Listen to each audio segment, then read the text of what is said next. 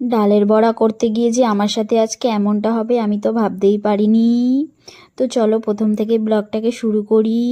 তো হ্যালো বন্ধুরা, আমি শিউলি। কেমন আছো তোমরা সবাই?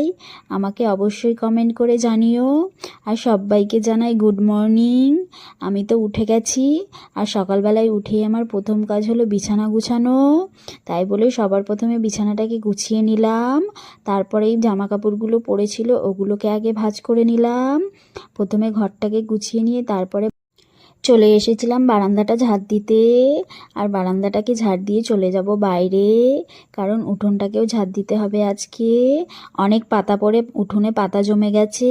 আর আমার উঠোন বেশি একটা ঝাড় দিতে হয় না, কারণ চারিদিকেই ঘাস রয়েছে, ঘাসের মধ্যে ঝাড় দেওয়া যায় না। তাও মাঝে মাঝে পাতা জমে, তাই বলে ঝাড়টা দিয়ে দিই। তো চলো, ঝাড় দেওয়া হয়ে গেছে, এবার আমি ব্রাশটাকে করে নিই। ব্রাশটাকে করে নিয়ে চলে যাব স্নান করতে। আমার বাসি কাজ সব সারা হয়ে গেছে, তারপরেই চলে গেছিলাম স্নান করতে।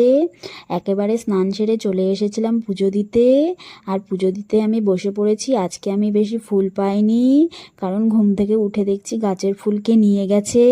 তাই বলে আর ফুল পাইনি বলেই অল্প কটা ফুল নিয়েই পুজো দিচ্ছি। আর তোমরা সবাই আমার ভিডিও দেখো, কেউ লাইক কমেন্ট শেয়ার করো না। তোমাদের কাছে রিকোয়েস্ট করছি, আমার ভিডিও যদি ভালো লাগে তাহলে লাইক কমেন্ট শেয়ার আর ফলো করে দিও, সাথে একটা সাবস্ক্রাইবও করে দিও। পুজো টুজো দিয়ে আমি চলে এসেছিলাম রান্নাঘরে। আর রান্না আমার প্রায় সব হয়ে গেছে। এবার সবার লাস্টে বানাবো আমি ডালের বড়া। আর ডালের বড়া করতে গিয়ে যে আমার সাথে এমনটা হবে আমি তো ভাবতেই পারিনি।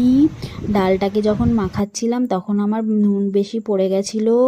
দেখো, প্রথমেই ডালটাকে পেস্ট করে তার উপরে পেঁয়াজ দিয়ে দিলাম।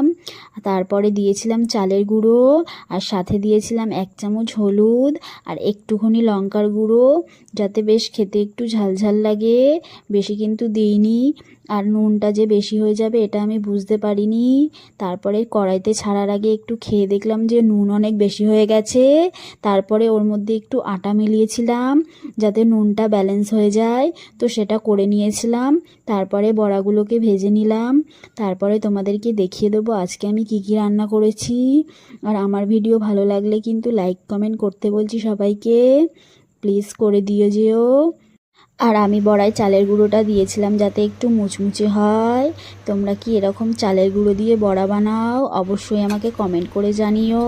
তো চলো দেখাই তোমাদেরকে আমি কি রান্না করেছি। প্রথমেই দেখলে সাদা ভাত রয়েছে।